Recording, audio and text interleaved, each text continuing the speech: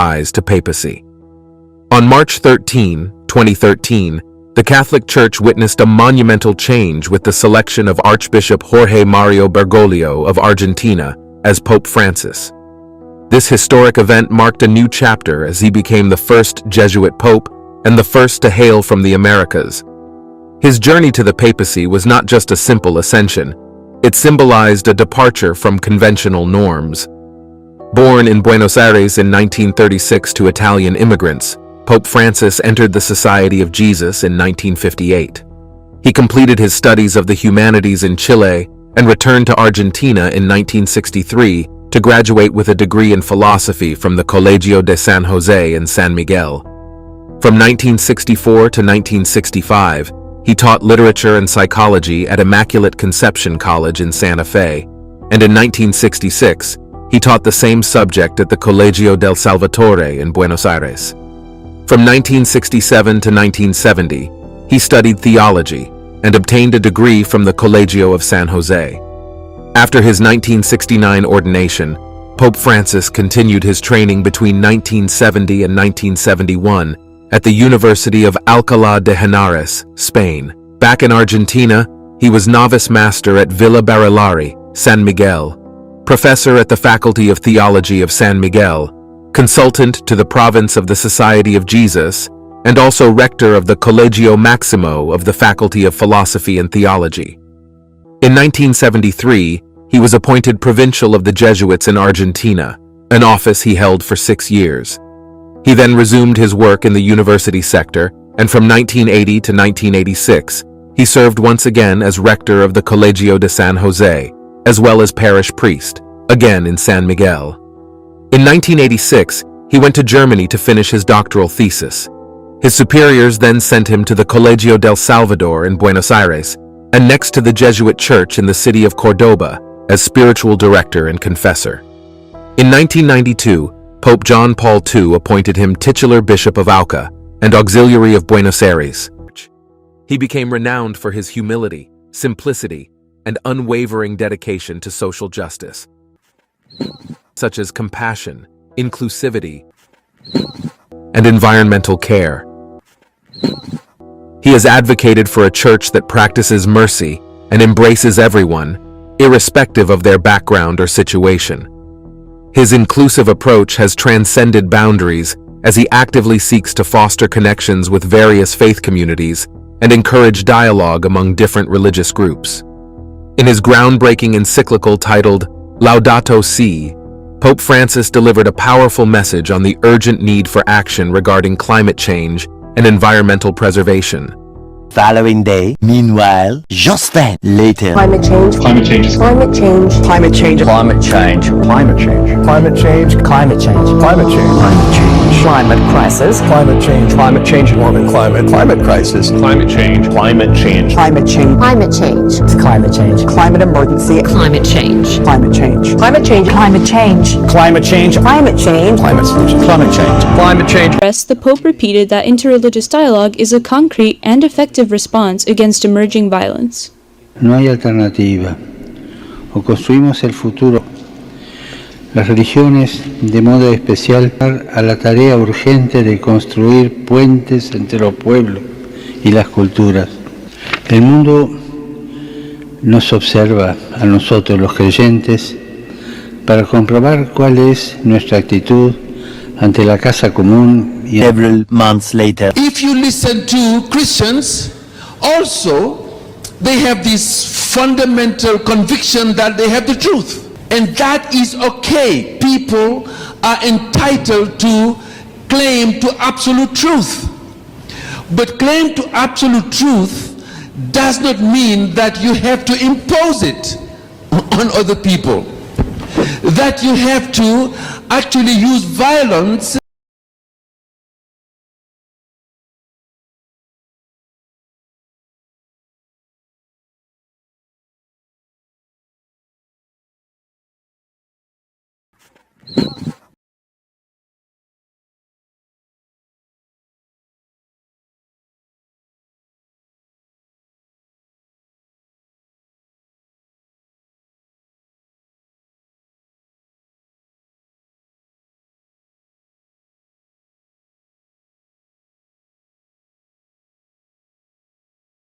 Because of our representative system and votes, Not. another organization cannot decide for us. Impossible. Charlatan.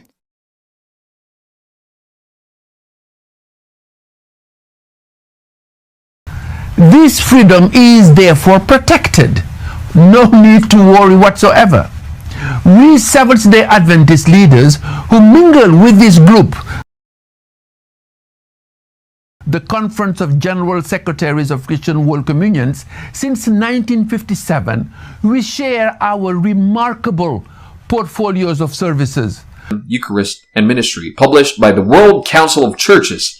And even to the cover page, much has already been said. It speaks. The statement published here marks a major advance in the ecumenical journey, the result of a 50-year process of study and consultation. This text on baptism, Eucharist, and ministry represents the theological convergence that has been achieved through the decades of dialogue under the guidance of the Holy Spirit.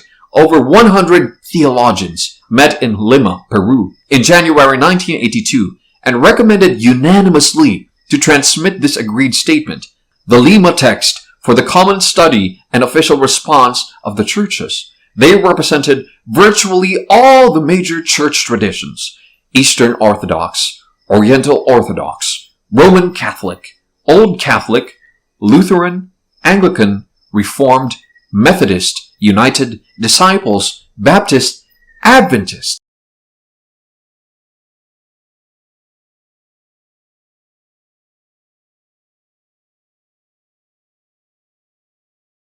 and Pentecostal. So that they know that we are assets to society. Meanwhile, just then, Now, the fruit of the Holy Spirit excludes violence against others.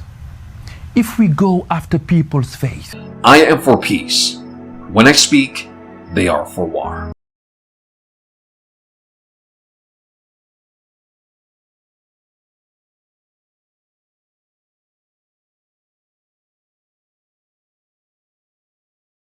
it is irresponsible. Why? Because we put, in fact, Seventh-day Adventist lives in danger. Vacunas para protegernos del COVID-19. Ellas traen esperanza para acabar la pandemia, pero solo si están disponibles para todos y si colaboramos. But I want to strongly urge, and I have the consent and agreement of my fellow officer, Ayrton Kohler, my other fellow officer, Paul Douglas, that we stand united in asking this body not to put that issue on the agenda. Discuss a specific person at this time? I think it was made abundantly clear that we will refrain from making any comments or observation on names here on the floor. That was the understanding, Brother Jonathan. So to your question, the answer is no. So all comments should be regarding the entire panel? You were given a chance to speak to the chairperson of the nominating committee, and it looks like this did not take care of your concern. You're coming back to microphone number 8, and you would like to speak about a name. Unfortunately, this is not possible. What? Can I make a motion to have a name removed from the panel? This is not possible because we are voting this the way it was presented, Brother Jonathan. Then I would like to speak about the panel in general. You are allowed to speak about the panel in general as long as you refrain from identifying any department or any individual. excuse me. Thank you. Okay, can I have my time reset? Let's reset the time for Brother Jonathan, please. 2 minutes. I'm very concerned about this panel.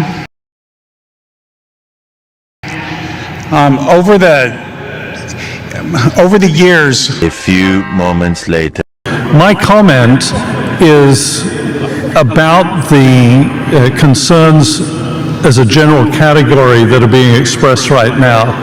These arise from our abandonment of the traditional way in which voting has been done in general conference sessions. Obviously, in our rules of order, it calls for viva voce or via voice voting. I do understand that we have used other methods in the past. However, more or less arbitrary and sudden move to making everything a secret ballot leaves many questions.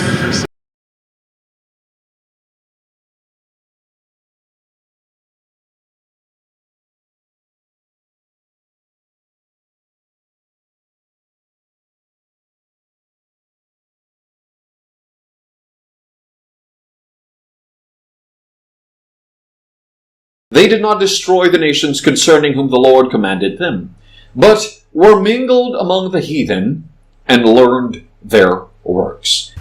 And that would be reckless.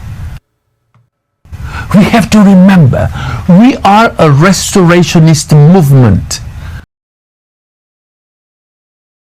Through concrete engagement in, for example, health. Vacunas para protegernos del COVID-19. Ellas traen esperanza para acabar la pandemia, pero solo si están disponibles para todos y si colaboramos. Ye adulterers and adulteresses, know ye not that the friendship of the world is enmity with God? Whosoever therefore will be a friend of the world is the enemy of God. Not a sectarian, violent breed of believers, closet terrorists, in fact. Dear friend, Jesus is a member of the Godhead. Jesus has existed eternally in perfect union with the Father and the Spirit, which means when rocks of fire and brimstone were coming down on Sodom and Gomorrah, he was not absent, nor was he in disagreement.